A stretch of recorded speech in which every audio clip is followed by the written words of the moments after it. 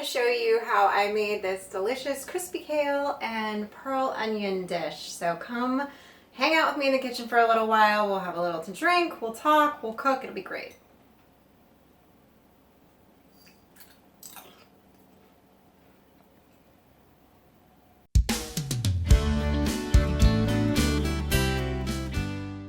So a few weeks ago, we had to dispatch of a rooster, and I wanted to find a cool thing to make with this roux meat.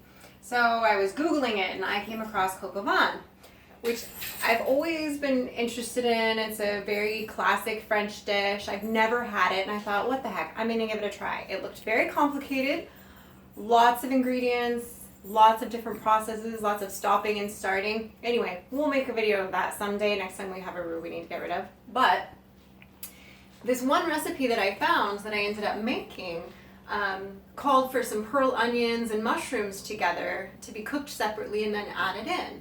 Well, I also had some kale that day, so I decided I was going to do some crispy kale and pearl onions, and I ended up not adding it into the actual dish but doing it kind of on the side of the coq au vin.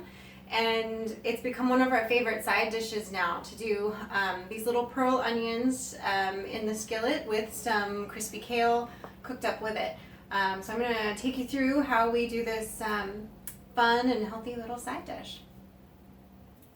So first thing you have to do is prepare the pearl onions, which is a pain. There's a lot of people that have different methods about peeling them. Just cutting off the ends, boiling them for a few minutes, letting them cool, and then, squishing them off. I don't like doing it that way. If that works for you, cool. I like to just cut off the ends and peel them. So I'm going to show you how I do it. Those I already cut the ends off of. Let's find a good one that's a good example. Here we go. So you're going to take your onion, and of course, you're going to be careful not to, cut fingers or appendages. Don't run with scissors, all that good stuff, kids. And then I have nails, so I use my nail to kind of clip the corner of it. Some of them peel more easily than others. The smaller ones, the tighter ones are harder to peel. But I find if once I kind of get it started, I can kind of work around it. And obviously I'm doing this a lot more slowly because I'm showing you guys. But then I can just kind of peel it off like that. And this layer here is a layer that a lot of times people will go ahead and leave on, but I find it adds a toughness to the skin once you cook it. Again, making it feel like you have paper or plastic, like saran wrap almost stuck in your mouth. And end with my nice slick pearl, ready to make some earrings. It's a pretty tedious task. I do like to make sure that I get, white pearl onions. You could do, they have the purple ones sometimes in the store seasonally. But I do like the white pearl onions, not the boiler onions. It's just a preference. You can use either one. I like the white pearls. When you're getting ready to make it, give yourself, 20, 30 minutes, depending on how many onions you're actually going to be peeling by hand. I'm doing 2 little boxes, so it's probably going to take me about 20 minutes to do all these. Plus I'm stopping and talking to you guys, so you're slowing me down. Knock it off.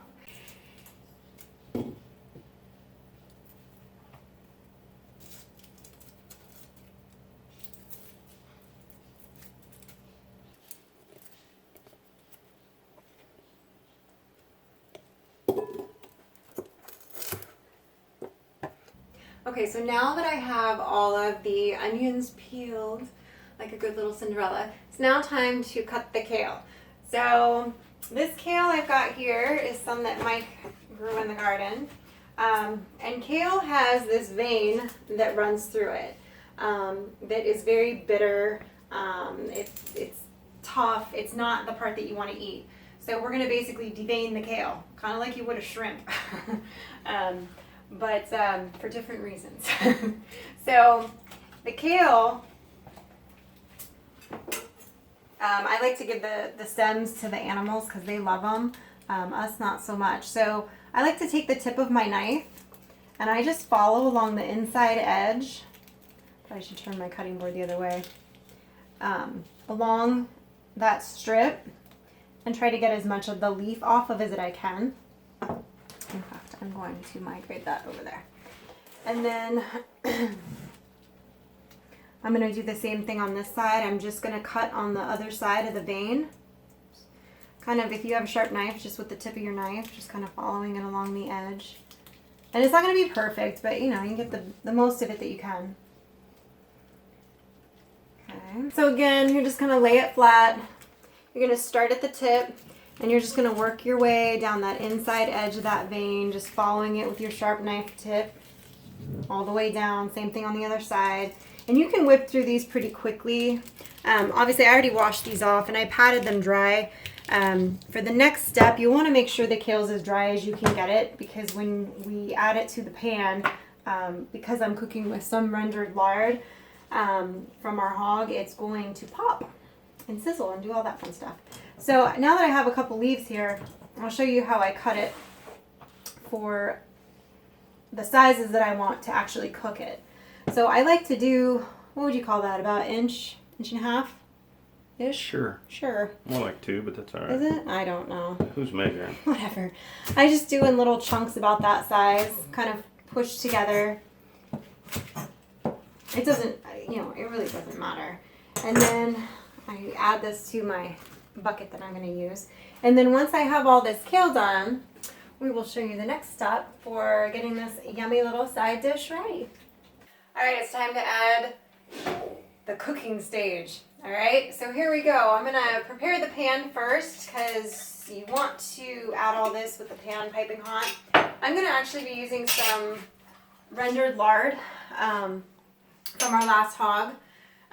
This really helps the kale get crispy later on. We are gonna start out with the onions, but once we get to the kale, this is kind of important.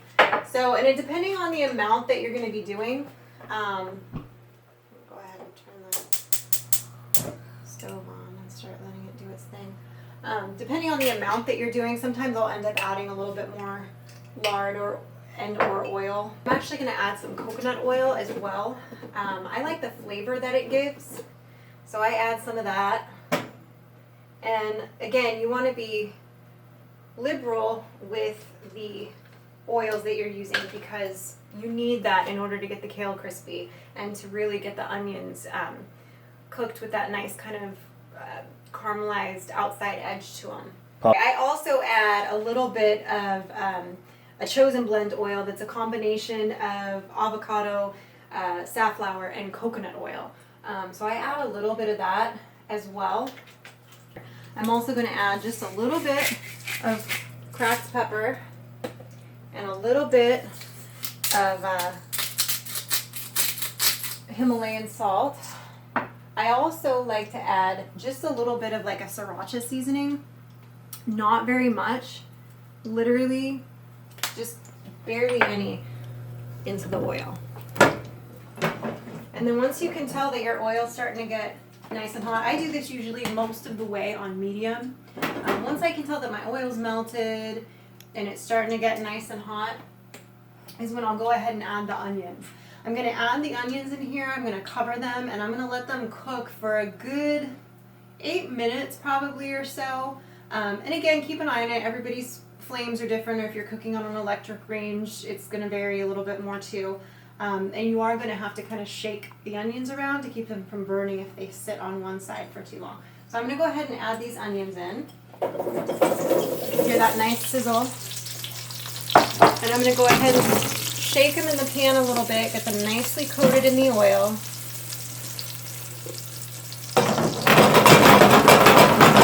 And I'm going to go ahead and cover them, but Mike stole my lid because he's a Nazi. Okay, there it is. And I'm going to go ahead and cover these bad boys. And I'm going to set my little egg timer here to check them in 5 minutes. And I'm going to try not to dump the steam in there, but you can see the onions have a nice color. So I'm going to start adding the kale. And again, you want to try to make sure your kale is pretty dry because it's still going to pop.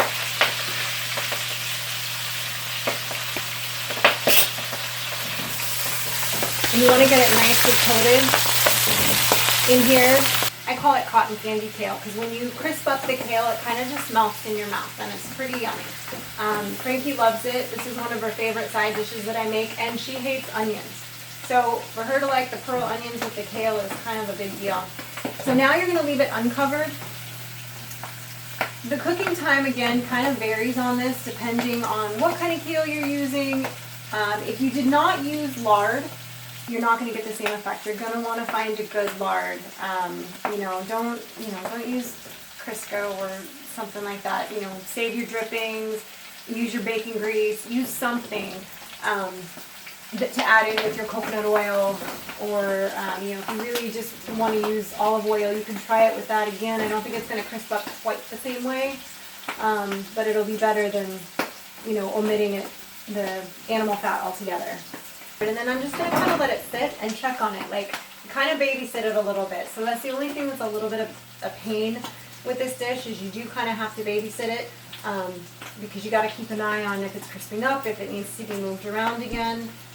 So take a look here. You can see at the edges of the leaves, if you look at it, they're starting to crisp up, so that you can tell, okay, it's getting close. Because there's a little period there when you're cooking it where it just kind of looks like a soggy mess. And you gotta hang tough, because you gotta just let it happen, and it will crisp up, I promise. And you can see those signs of it starting to crisp up, like this piece right here is mostly there. So, pretty close. It really only needs another 2 minutes, probably.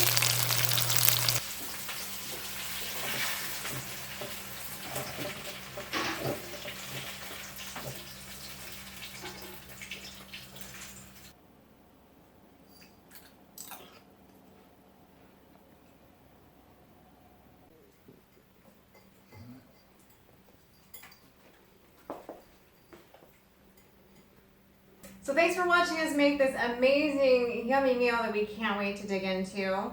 And I hope you guys try it. If you do, or a similar version of it, let us know. Leave a comment. Don't forget to like the video, subscribe to the channel, and click the bell so you get the notifications.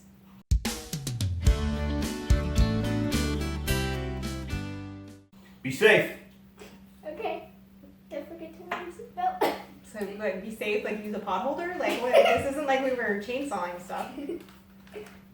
Where is he? I'm excited to try this lamb.